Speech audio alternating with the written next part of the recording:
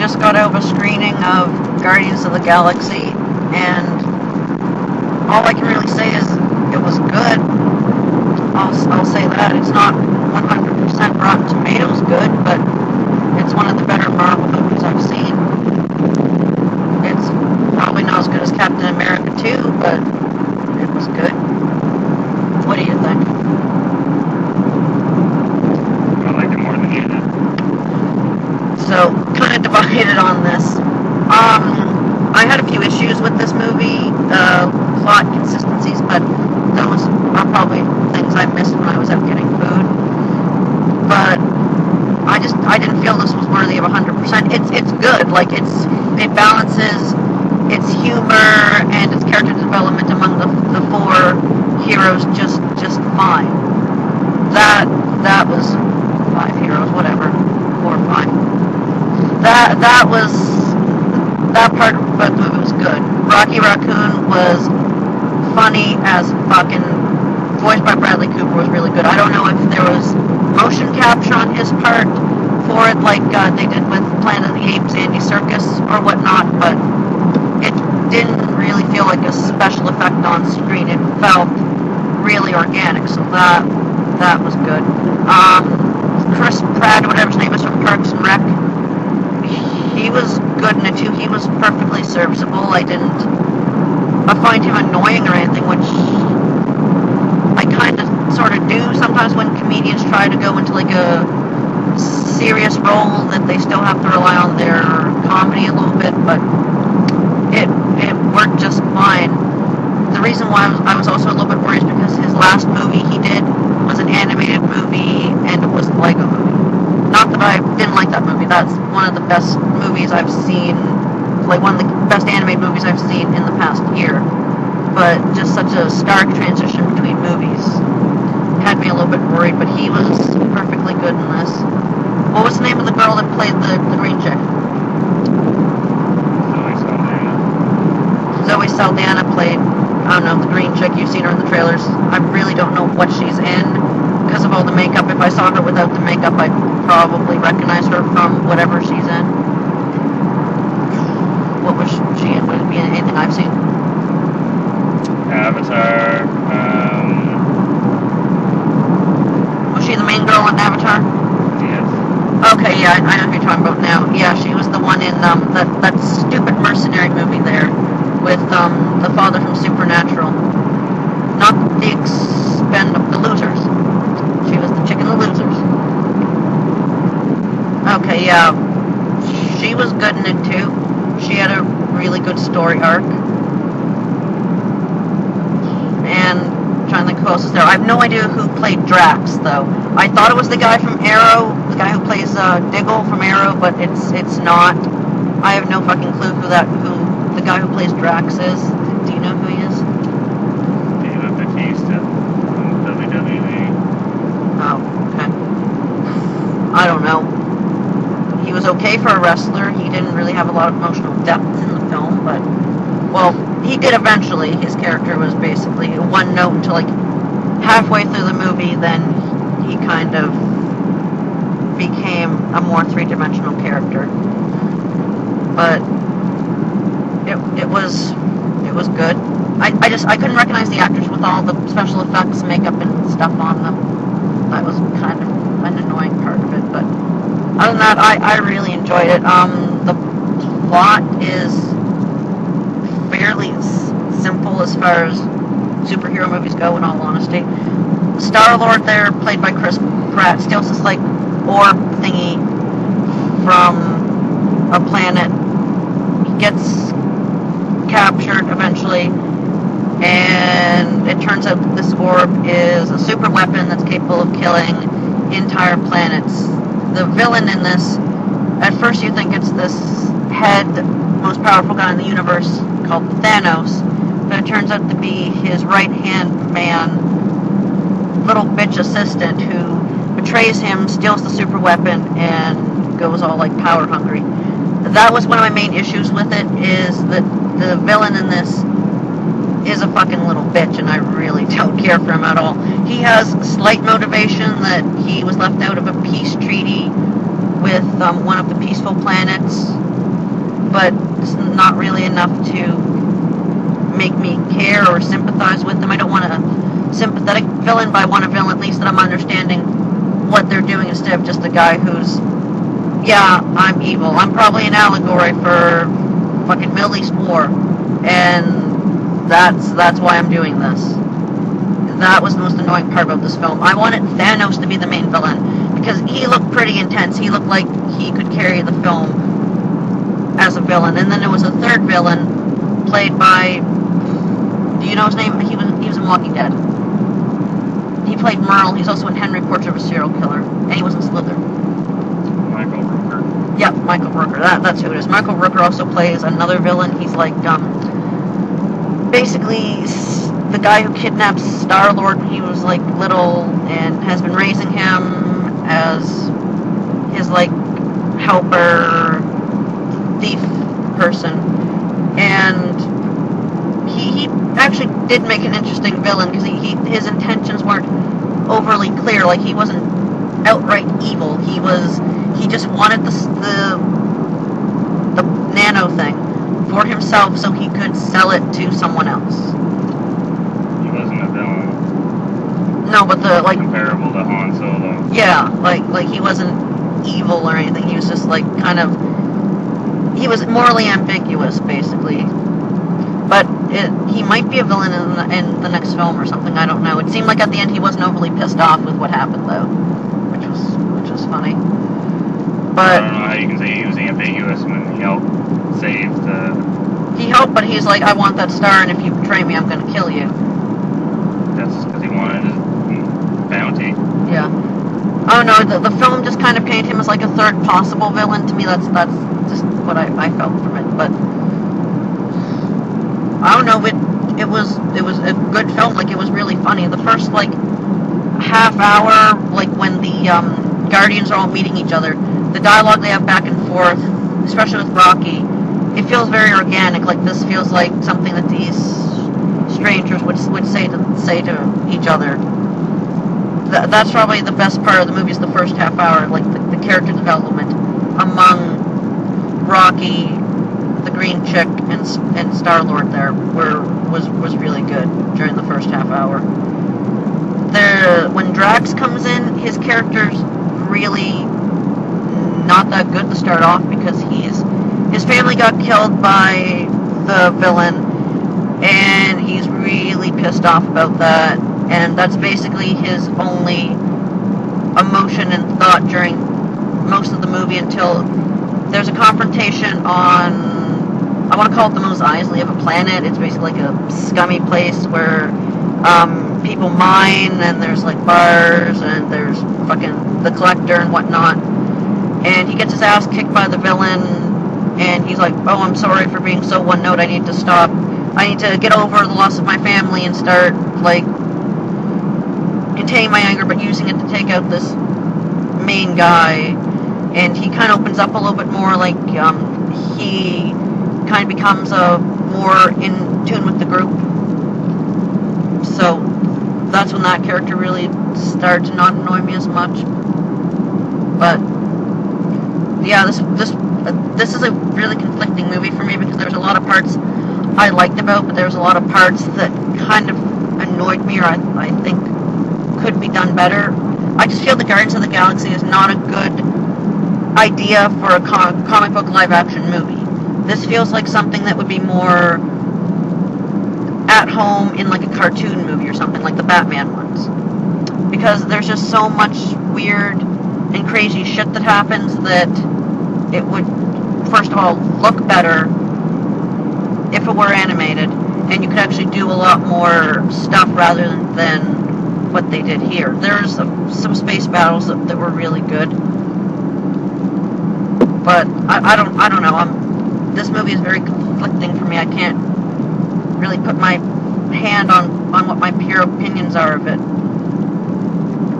The ending scene for this, after the credits thing for it, was Howard the Duck, which was cool, because the Collector's base basically got fucking annihilated halfway through the film, and there was a talking dog Space Dog, which I guess is another Guardian of the Galaxy, which is weird. And yeah, the ending scene was Howard the Duck sitting in an exploded part of the collector's lair, drinking like a martini or something, saying, "Oh, that stuff burns going down." That was some really interesting fan service. Final thoughts?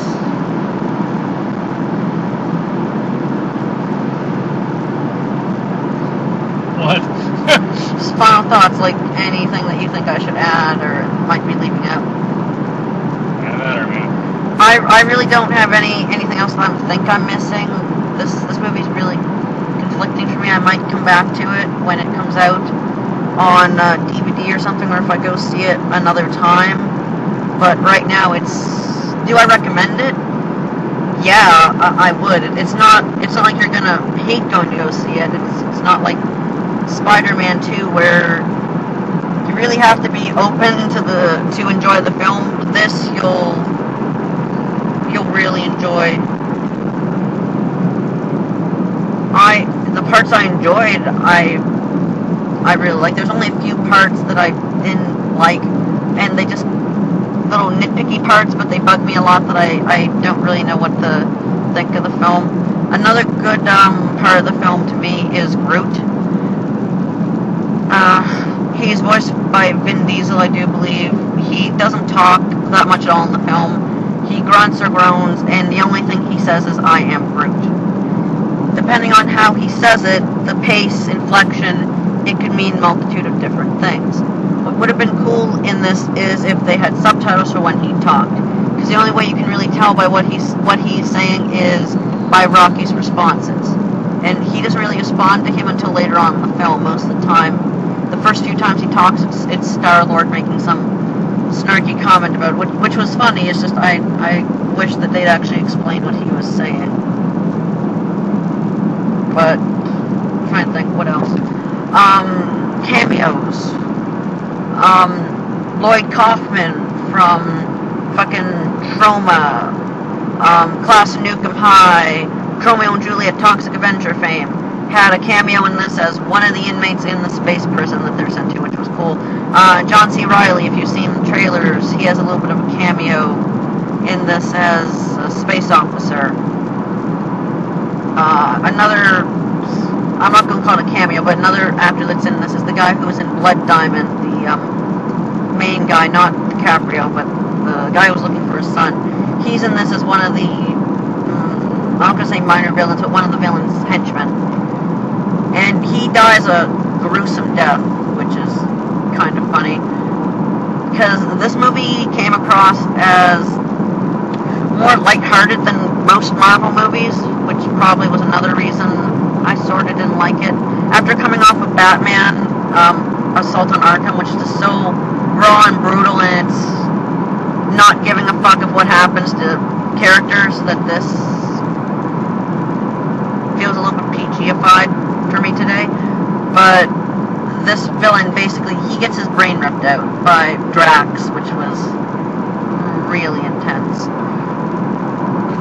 But I don't know, the characters were good. Like I said, Rocky, all the characters, you eventually find out how three-dimensional they are.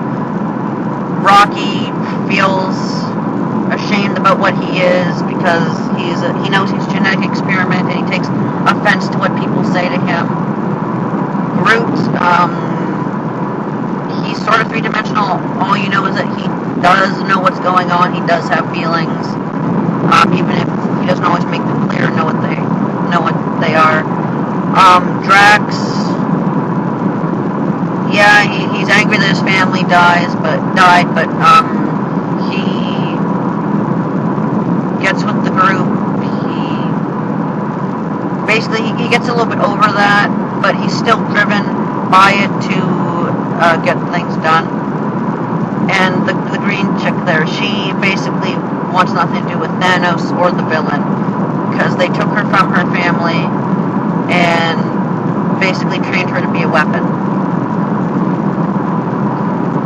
But other than that, I don't know, there's a few really funny parts, like Rocky Raccoon, when they're breaking up the prison, he says one of the things he needs for the plan to get out is this guy's artificial leg, and he basically was bullshitting with Star-Lord, just wanted him to get the leg just to see the guy hobble around. I don't know, there was just a lot of good stuff with Rocky Raccoon. I would just say go see the movie just for him, because he's one of the highlights of this film. One last point, this movie isn't gory per se, but a lot of the digital effects come off as gory. Like whenever they show like the nano star and how it like destroys people, it shows like their flesh like ripping off and whatnot. That was really cool and intense. But I'm gonna take a break and I'll be right back with trailers. So this is gonna be a very, very quick video of trailers, just because there weren't that many, in all honesty. I don't know why there was only like 3. The first one was Dumb and Dumber 2. Do I think this is gonna be good? I really don't know. I'm not aboard the Jim Carrey nostalgia wagon, just because it's my pure belief that nostalgia turns people into dipshits when it comes to judgment. I don't, like, people say that they're nostalgic for Adam Sandler. His shit wasn't funny before, and it's sure as fuck not funny now. It's just we got older, so we don't think it's funny anymore. Jim Carrey, I don't know, he has a certain charm about him that makes it watchable, sort of. But other than that, I really don't know. It's been so long since the movie came out. Some of the jokes in it, I'm not going to say are tasteless, but are just kind of weird. And not in the trailer I saw this time, but one of the other ones. They're like in a nursing home, and they're talking to this old lady for information, and she like tricks Lloyd into like fingering her or something. It was weird. And I'm pretty sure they switched around what characters are Dumb and Dumber, in all honesty. Because from what I remember, Jim Carrey's character was the smarter one, and Jeff Daniels was the complete dipshit. But in the trailer, it made it look like it was switched around, so that was weird. What do you think? Do you think it's going to be stupid? No. Really? Care to elaborate? Why you think we did? Because that movie is, for an older generation, one of the top 5 comedy movies that have been made. The Farrelly brothers have a very good grasp on making comedy movies, i.e. Dumb and Dumber, Kingpin, Something About Mary. Yep. These types of movies are for the 90s generation growing up during that time. Classics, much like in the 70s and 80s of the, the airplane movies and Naked Gun, Police Squad, things like that. I mean, it's probably safe to say that both Jim Carrey and Jeff Daniels reprise their roles for the paycheck, and, that's fine. I have high hopes.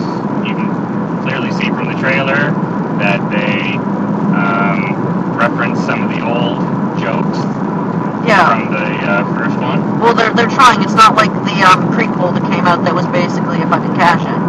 They're trying. I'm just saying the chances of succeeding are slim to none. I would very much disagree with you about that. I think a lot of people that are my age, which is older than you, will go see it with high hopes. Will they like it? Time will tell, but I am quite certain that it will do very well at the box office, and I would bet on most reviews being quite favorable. Interesting. Like I said, I'm probably going to see it when it comes out. I'm hoping it's good. I like the first one. The first one was really good. I'm just hoping. I just don't want to be let down again like I was with When Harry Met Lloyd. I've been hurt once, goddammit. I've been hurt once. The other trailer, Hunger Games, Mockingjay Part 1, woo. Why? It wasn't a trailer, it was a teaser. And by teaser, I mean Katniss walks, President says something, whistle sound, teaser ends.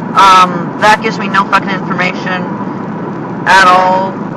All I know is the next one is basically shit gets real. There's no more Hunger Games. It's just the resistance versus the government or something like that.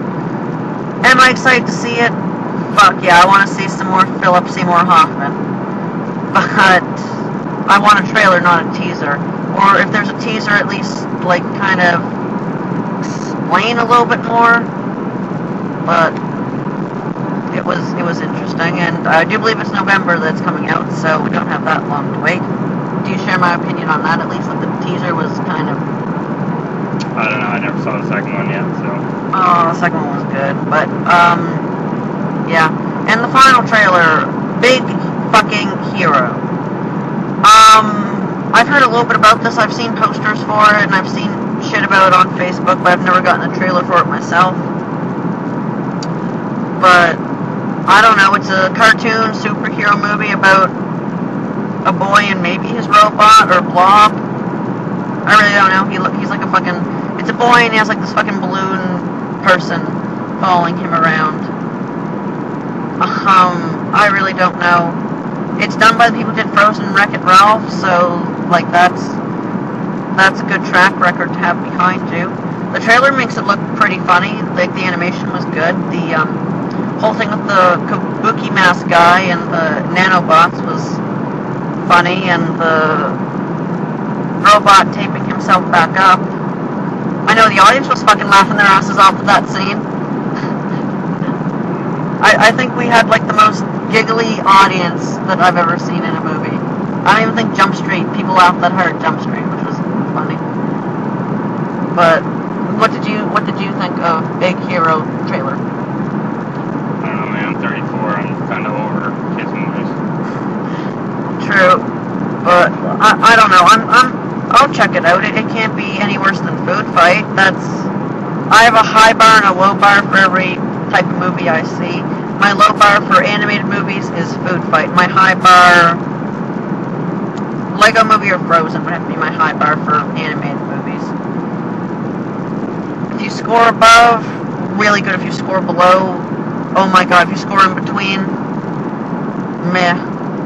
But I'm hoping this will score good. Trailers that I did not see at the movie, but I've just seen in the past few days while wandering around the internet. There's a new trailer out for Kevin Smith's Tusk. If any of you have seen Red State, you know that he seems to have a grasp on horror. He seems to be do a very good job of it. Red State was a suspenseful film. You didn't really know what characters were going to die. The only problem with Red State was the ending. They didn't have enough money to film the ending they wanted, which the ending they wanted was that the horn blows. It's the rapture for reals. The fucking redneck racist guys get raptured up to heaven, and fucking angels with demon swords fucking start cutting FBI agents left and center. That would have been cool. What we got was a cop-out ending. It was hippies fucking with them, and they went to jail. The original ending I think would have been cool, but I feel they might have sent the wrong message that Red State people, like the Westboro Baptist Church, are right, in which case they aren't. This is kind of a weird thing about the ending of that. The ending they could have went with if they had the money. But I feel Tusk is going to be good. For those who haven't seen the trailer or don't know what it's about, it's Kevin Smith's version of the Human Centipede, only instead of joining three people ass to mouth, he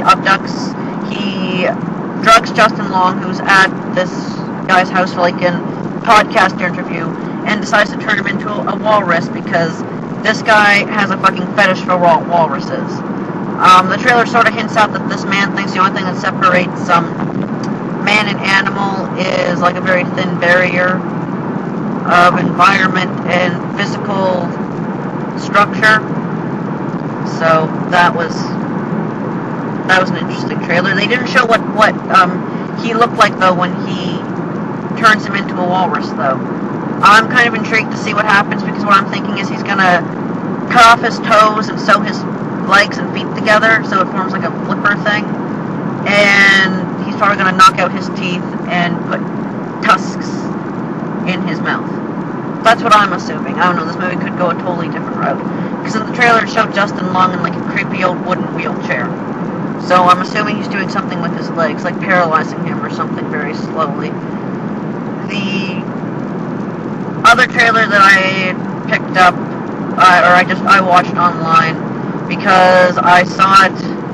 I saw someone at work playing it on their cell phone at lunch, and it was 50 Shades of Grey. I heard the music in the background, and I was like, oh my god, that's really intense. What is that?